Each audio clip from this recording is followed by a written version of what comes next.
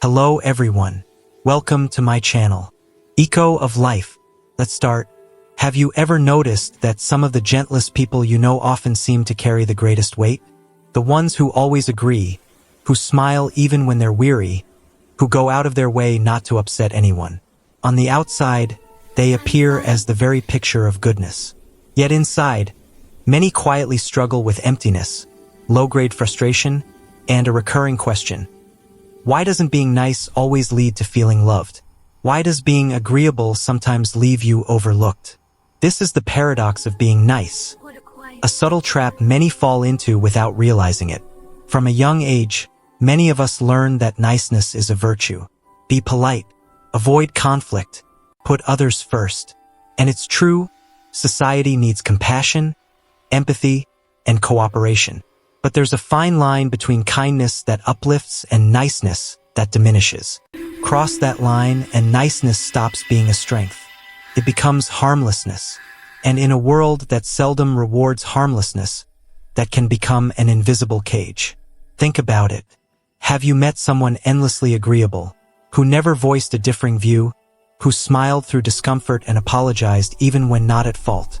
Were you drawn to them? Or did they seem to fade into the background? The paradox is that while people admire kindness, they often overlook those who work too hard never to disturb the peace. Niceness can create safety, but rarely earns deep respect, can bring temporary approval, but seldom builds lasting connection. This is where the trap takes hold. Psychology has studied this dynamic. Research shows that people who score very high in agreeableness, the trait most tied to niceness, are often liked, but not always deeply respected. Studies in workplaces reveal that highly agreeable employees are less likely to be promoted into leadership, not for lack of skill, but because their constant agreeableness can unconsciously signal an inability to handle conflict or tough decisions. Niceness alone doesn't communicate strength. It may signal you're safe, but perhaps not influential. Kind, but maybe not memorable. And yet, for many, being nice feels like the safest way to live. We fear rejection, so we smile. We fear conflict, so we nod. We fear disapproval, so we stay silent. Slowly, without noticing, our real self gets buried beneath layers of politeness. We tell ourselves we're being good people, but often we're being invisible people. And invisibility carries a cost. Our needs go unmet, our voices unheard, and our spirit begins to quietly resent the mask we wear. Here the paradox deepens. Those who bend over backwards to be liked often feel the loneliest. They give endlessly but don't feel truly seen. They avoid conflict but secretly wish someone would stand up for them. They try to be harmless, and in doing so, erase the edges of their own humanity. And those edges are what make us real to one another. People aren't meant to be flat, agreeable surfaces. We're meant to have depth, texture, passion, and yes, even friction. Without these, relationships lack spark. And without spark, people drift away without knowing why. But why do we fall into this pattern? For many, it starts in childhood.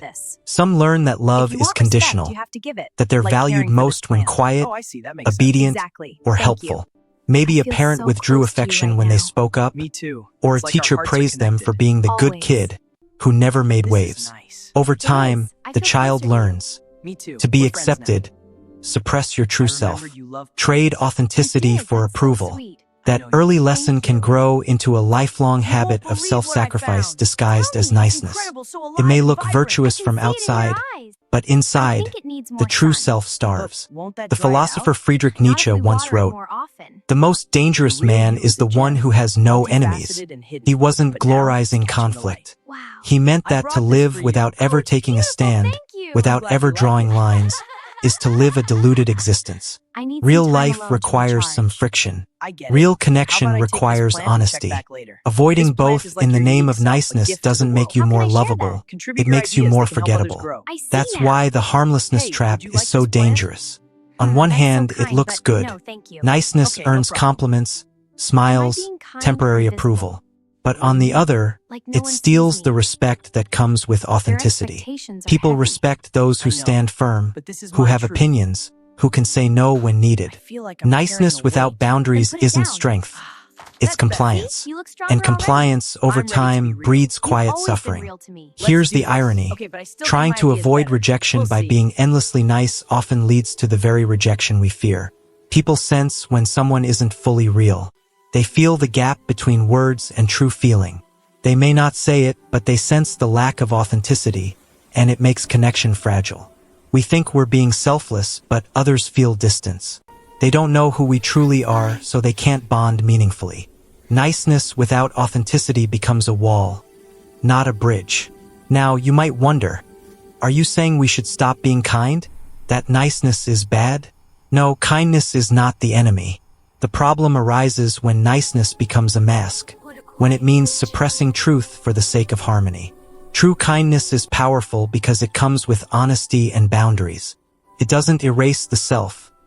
It includes the self. It doesn't make you harmless. It makes you real. Yet shifting out of the harmlessness trap is frightening. It means risking conflict, risking disapproval, stepping into the vulnerability of being truly seen.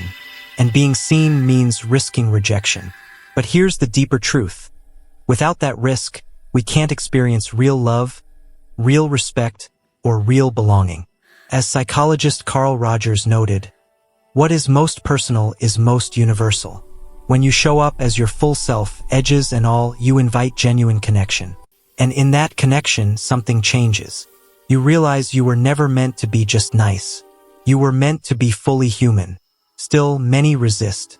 The harmlessness trap feels safe, predictable, but that safety comes at a quiet cost. Resentment. A life lived for others at your own expense. When you look in the mirror, you may see a smile, but behind it, perhaps a faint sadness. The sadness of someone who gave away too much in the name of being good. So we're left with a question. Is it truly kind to erase yourself for the sake of harmony? Or is it a disservice to yourself and others? When you silence your needs, hide your truth, trade authenticity for approval, you deny the world the chance to know the real you. And maybe the real you, with passions, opinions, and depth, is the one people have been waiting to meet. The paradox of niceness is this. It gives just enough connection to survive, but not enough to truly thrive. Keeps you safe, but unfulfilled. So many live in this in-between space, convincing themselves safety equals happiness. Yet deep down, there's a longing for more, to be known, not just tolerated. Loved, not just liked. Respected, not just accepted. That's why I call it the harmlessness trap. The world doesn't admire harmlessness. It admires strength blended with goodness. Think of the people you look up to most. Are they endlessly agreeable, never rocking the boat? Or are they kind and courageous? People who help when needed, but also tell hard truths when necessary. That combination is rare and magnetic. It reveals someone who is both safe and real. That balance makes a person unforgettable.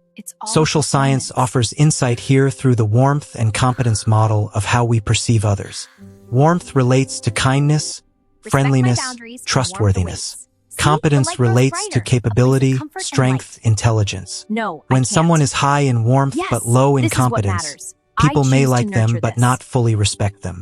When someone is high in competence but low in warmth, they may be respected but not truly liked. The sweet spot, where leaders, visionaries, and loved ones thrive, is high warmth and high competence. That's what makes people inspiring, trustworthy, and memorable. Niceness without strength gives only half the equation. And yet many lean only into warmth, fearing that showing strength, boundaries, or conviction will push people away. Paradoxically, the opposite is true. Without strength, warmth feels incomplete. Without boundaries, kindness feels shallow. Without authenticity, niceness feels hollow. The people we love and respect most aren't those who never upset us. They're those who stand by us with honesty, even when it's uncomfortable. This leads to a deeper question. What does it truly mean to be kind? True kindness isn't about never saying no. It's not about hiding opinions or staying silent on things that matter. True kindness is expressing your truth with compassion. It's disagreeing without disrespect, loving someone enough to challenge them, caring for others without abandoning yourself. That is kindness. That is strength. And that is the way out of the harmlessness trap.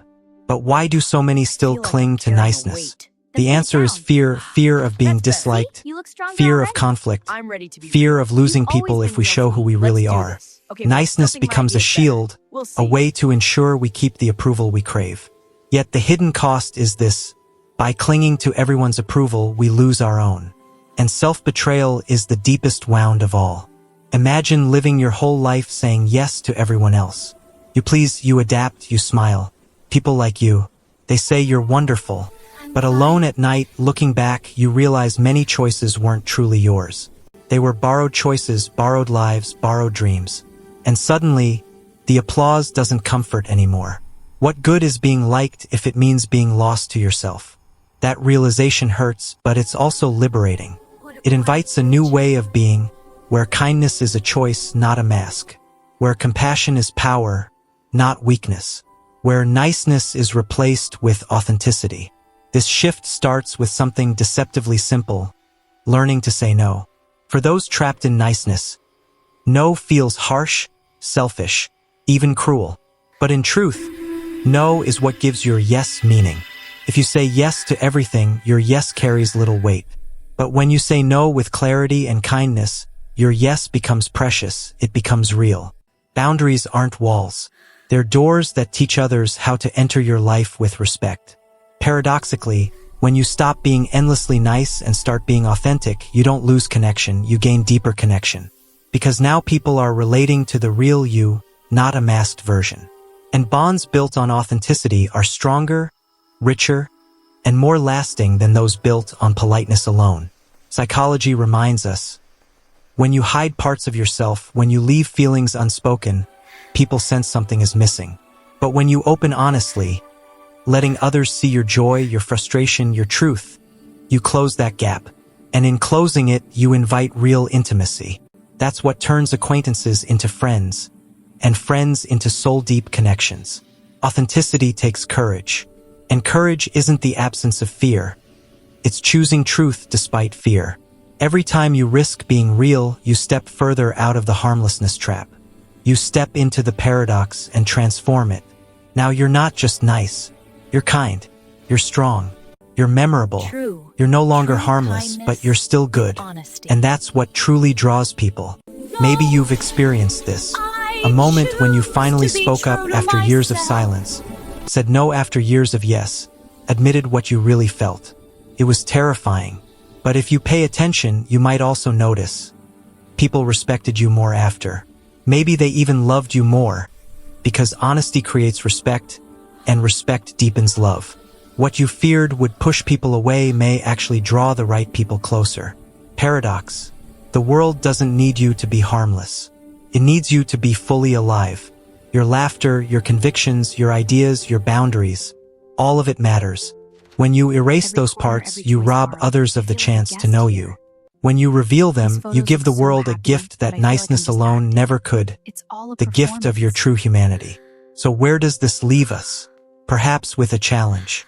Next time you feel yourself smiling to keep the peace, ask, am I being kind or invisible? Next time you're tempted to say yes out of fear, ask, am I giving from love or fear of rejection? Next time you swallow your truth, ask, whose approval am I living for, theirs or my own? These questions aren't easy, but they're necessary. They open the door to a life not of endless niceness, but of authentic kindness. And when you live with authentic kindness, something remarkable happens. You still bring light to others, but now it comes from within, not borrowed from their approval. You still create harmony, but it's built on truth, not silence. You still give, but you also receive. Slowly, the weight on your shoulders begins to lift. You realize you were never meant to carry the world by being endlessly agreeable. You were meant to shape the world by being fully yourself. This is the paradox of niceness. Harmlessness may feel safe, but it leaves you unseen. Authentic kindness may feel risky, but it leads to the love and respect you've always longed for. And in the end, that risk is worth it. Because the greatest tragedy isn't being disliked. It's going through life never truly being known. And the greatest gift isn't being endlessly nice, It's being fully human, fully real, and fully alive. Thank you watching my video. Please subscribe my channel. For more update,